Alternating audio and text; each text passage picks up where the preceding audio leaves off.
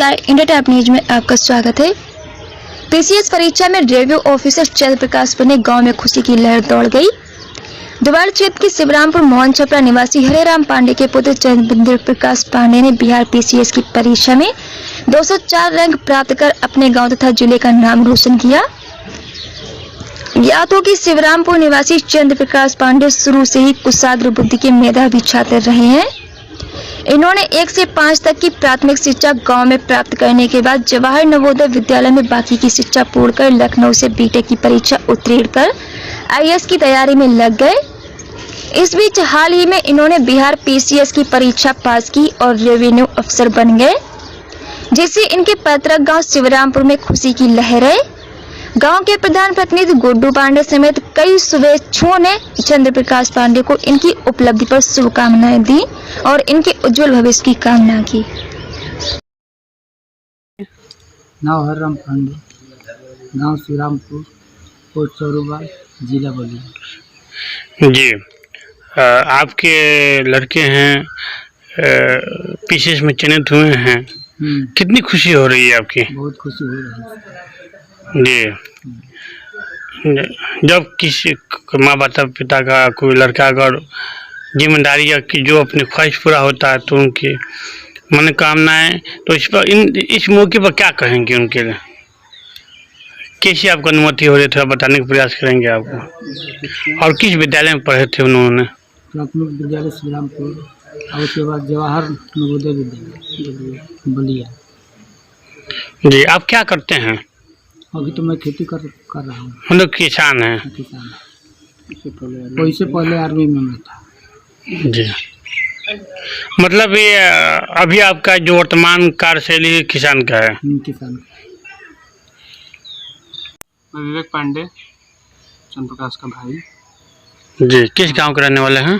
श्रीरामपुर मोहन छपरा। जी, जो पीसीएस में चयनित किए गए हैं उनका आप भाई हैं? जी जी सर। छोटे हैं बड़े हैं? छोटे हैं। जी। कितने साल से संघर्ष कर रहे थे वो? लगभग 6 साल हुए सर। किस विद्यालय में उन्होंने पढ़ाई किया?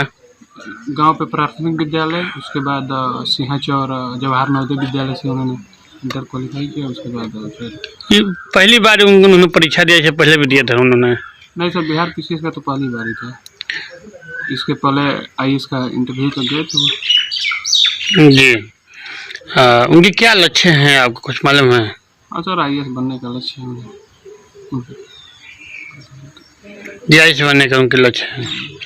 जी, हम जानना चाहते हैं अब इस मौके पर क्या कहेंगे उनके लिए चयनित हुए हैं? हाँ सर, इसका श्रेय किसको देंगे उनको?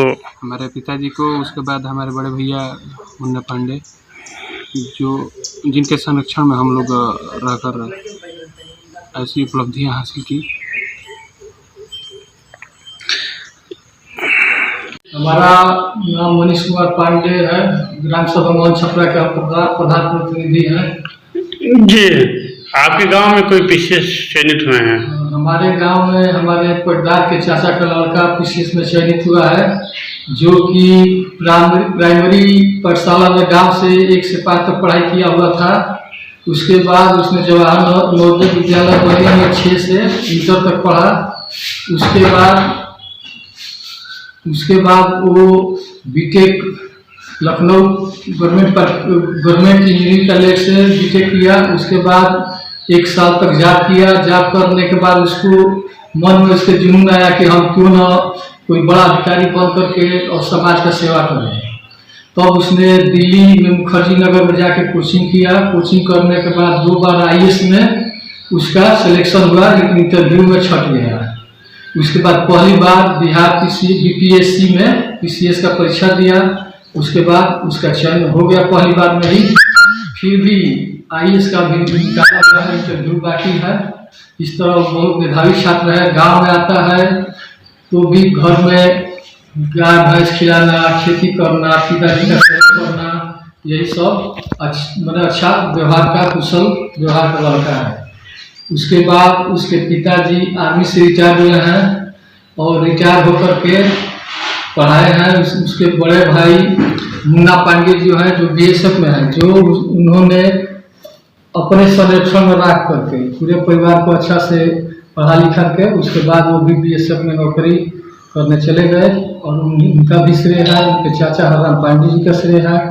इस तरह हम लोग के गांव में बहुत खुशी की लहर है कि एक जो लड़का अपना नौकरी छोड़ करके और मेहनत करके और जिस मुकाम पर जाना चाहता था उसमें सफलता उसको प्राप्त हुई है। जी, इस जो खुशी के गांव में लहराई है गांव में, तो इसका श्रेय किसको देंगे उनका? इसका श्रेय उनके पिताजी का है और उनके बड़े भाई मुन्ना पांडे जी का है और गांव के लोग का आशीर्वाद है, हम लोग का आशीर्वाद है। जी, एक सवाल, ये सरकारी विद्यालय में पढ़ते हुए कुछ मकान तक गए, अपने संघर्ष जारी रखें, अभी भी जारी है। और आज की ज़माने का जो है, लोग अगर हाई स्कूल में फेल हो जाते हैं और इंटर में तो आप देखे होंगे लोग आत्मदाह तक भी कर लेते हैं, तो इस पर क्या विचार है, क्या करना है? देखिए, कभी भी हार नहीं मानना चाहिए। जिंदगी संघर्ष की जिंदगी होती है, जिंदगी में हमेशा संघर्ष करना चाहिए। कभी हार होती है, कभी जीत होती है, ये तो दुनिया का नियम है, संसार का नियम है। इसलिए कभी भी अपने को मन को पीछे करके और कभी घिनौना काम नहीं करना चाहिए, आत्मदाह नहीं करना चाहिए। ये जो है गलत चीज़ है। हम तो यही संदेश देंगे कि एक बार में नहीं हुआ, 2 बार में होगा, 3 बार में जब मेहनत करेंगे सच्चाई से तो मुकाम तक जाना ही पड़ेगा, जैसे कि आज दिखाई दे रहा है हमारे गाँव में खुद ही। तो बच्चे के लिए क्या कहेंगे जो चयनित हुए हैं? उस बच्चे के लिए बहुत बहुत आशीर्वाद देते हैं कि और जो अभी IAS का दिया हुआ है उसमें भी इंटरव्यू में पास हो जाए और IAS उसको नौकरी मिल जाए, इसलिए कि उसने पारिवारिक समझ लीजिए कि खेती गृहस्थी है, बाप पिताजी नौकरी से आर्मी से बहुत दिनों से रिटायर होकर आ गए हैं।